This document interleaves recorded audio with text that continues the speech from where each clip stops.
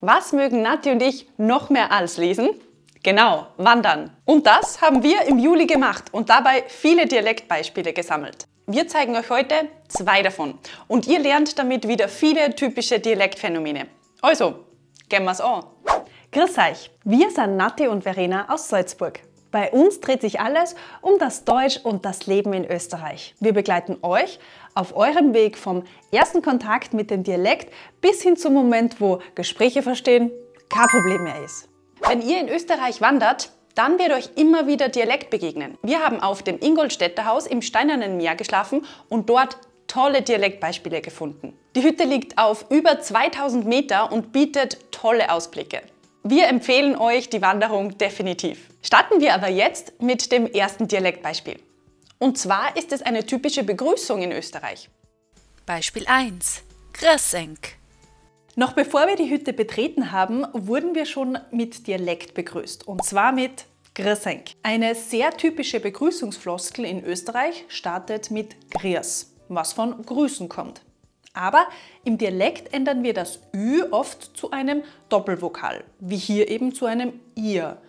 Statt Grüß sagen wir Grüß. Das passiert zum Beispiel auch bei müde, das zu miert wird, oder Tücher, die zu Tücher werden, oder Bücher, zu denen wir im Dialekt Bircher sagen. Und nach Grüß sehen wir enk.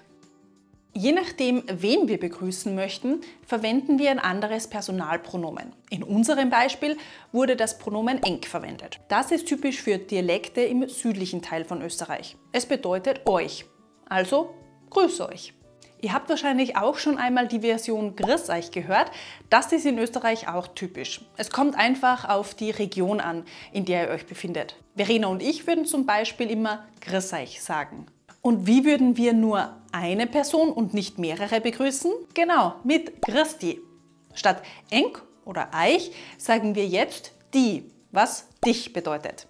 Im Dialekt verkürzen wir sehr gern. Das Personalpronomen dich kürzen wir also einfach zu die ab. Wenn ihr noch mehr zur Begrüßung und zur Verabschiedung im Dialekt lernen möchtet, dann schaut unbedingt bei diesem Video von uns vorbei. Nachdem wir jetzt wissen, wie wir uns im Dialekt begrüßen können, schauen wir jetzt zum nächsten typischen Wort, das wir beim Essen sagen. Nummer 2. Mahlzeit. Schön, dass du da seid. Hier gibt es viel zu entdecken. Starten wir mit dem ersten Wort. Hinter Mahlzeit versteckt sich Mahlzeit. Und Mahlzeit benutzen wir in Österreich, um anderen guten Appetit zu wünschen. Wir sagen es also, bevor wir mit dem Essen anfangen. Aber warum klingt Mahlzeit im Dialekt so anders? Das liegt an der sogenannten L-Vokalisierung. Statt der Kombination AHL bei Mahl sagen wir einen Doppelvokal, und zwar hier oi. Das L lassen wir also ganz weg und tauschen es mit einem Vokal oder, wie in diesem Fall, einem Doppelvokal aus. Dass die Kombination AL oder AHL zu OI, also OE wird, passiert übrigens auch bei diesen Wörtern. Bald wird zu beut, kalt wird zu kalt oder alt wird zu alt.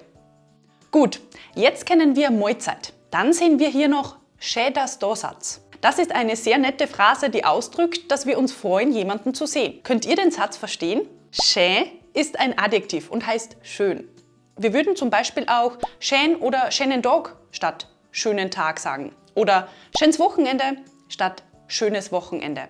Merkt euch dieses Adjektiv, das werdet ihr ganz oft hören in Österreich. Und übrigens, wenn ihr noch mehr zu Adjektiven im Dialekt lernen möchtet, dann schaut unbedingt hier vorbei. Nach schön kommt das Bindewort das. Es verändert sich im Dialekt nicht. Danach kommt da. Da bedeutet da oder oft auch hier. Seht ihr, dass wir statt A ein O sagen? Das ist auch etwas sehr Typisches in unserem Dialekt.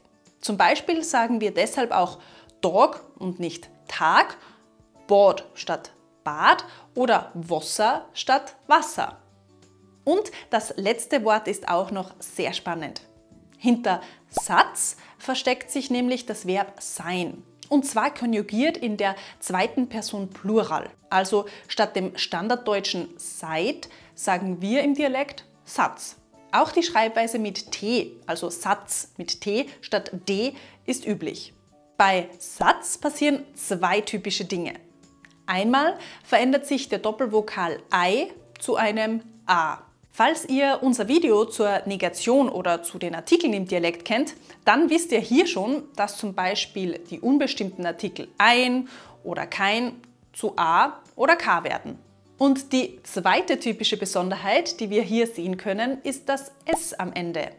Wir sagen nicht ihr Sat, sondern ihr Satz. Das passiert im Dialekt immer, wenn wir die zweite Person Plural konjugieren. Wir hängen an das konjugierte Verb immer ein S an. Zum Beispiel klingt dann, ihr habt wie ihr oder es habt's. Ihr macht wie ihr oder es macht's. Oder ihr schlaft wie ihr oder es schlaft's.